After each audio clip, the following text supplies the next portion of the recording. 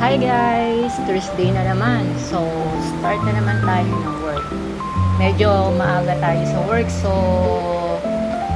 bigyan ko kayo ng konting view sa table. So, yan lang naman yung table ko. Simple lang. Yan.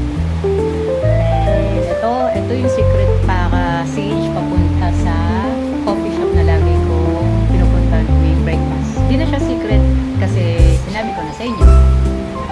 Yan. Dito, hindi na ako masyadong nag-order kung ano yung order ko. Hindi ko na sinasabi kasi medyo kilala na ako dito sa coffee shop na to. So, ang tanong na lang nila is kung hot ba or cold. Lagi kasi ako dito, dati halos araw-araw. Pero ngayon, limited mo 2 times a week na lang. So, yan, hindi yung credit card. Para yung points.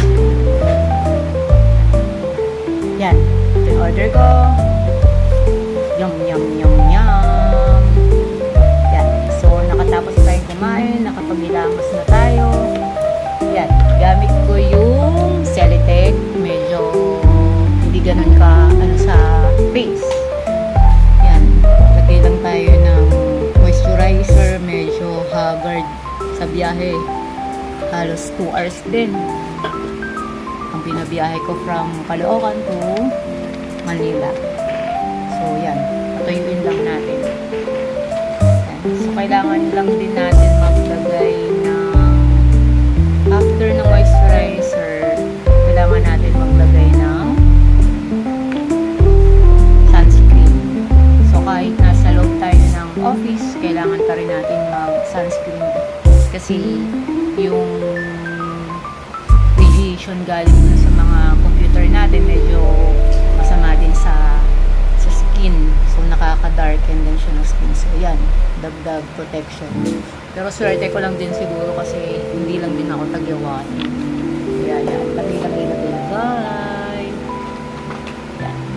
Sa office naman, hindi kailangang sobrang kapal ng mga makeup mo.